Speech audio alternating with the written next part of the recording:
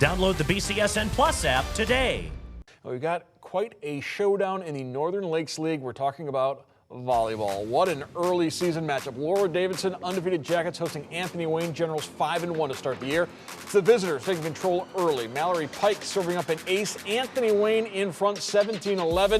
With the home team battling back. Overpass from the Generals and Jackets kill machine in a good way. Katie Paul makes them pay. Perrysburg down just 2.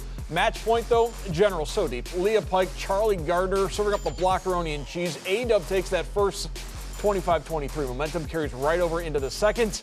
Leah Pike, the spike. Generals cruise to the 25-10 set to victory. Perrysburg's not going to roll over. They're trying to extend the match. Hope Adamski with the power point. Close early in the third, but simply too much from the Generals. They head across the river, sweeping their rivals. They're now 6-1.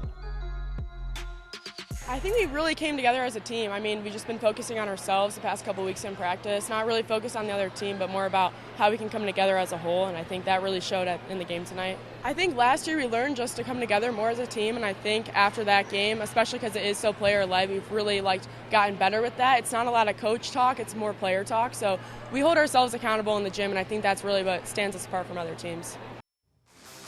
Our team on the call for this one, Mason Lowry and Jordan Schwiebert. They break down the Anthony Wayne victory.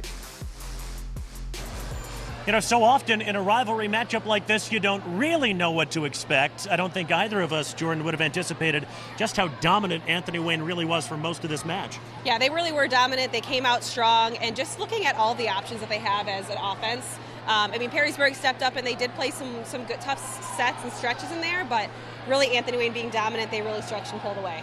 I really love one of the coaching moves that Chrissy Graven made in the offseason for Anthony Wayne. Leah Pike is now playing mostly as a setter. Of course, she still contributes plenty of kills in her own right, but that's maybe freed up Mallory Pike, her twin sister, and Charlie Gardner to really thrive in this system. Yeah. And what's cool about that is you don't really typically see a middle also being a setter, but she absolutely does it with pure grace, and she does it so well. She reads the court. She's such a great leader, and especially as a setter, being like that quarterback of that team, she's dishing out balls left and right and contributing on the offense. So it's just a great position for her to be in, to be able to contribute on both ends. I think the question we're going to be asking for much of this season is who is going to step up for Perrysburg and be a nice counterpoint in the attack to Katie Paul. We know what she can do. Somebody has to step up and be another consistent option, and based on what we saw tonight, maybe that person could be the freshman Harper Adamski. Yeah, she had a couple great swings, especially at points in the game that were pretty tight, and she needed to step up, and she did.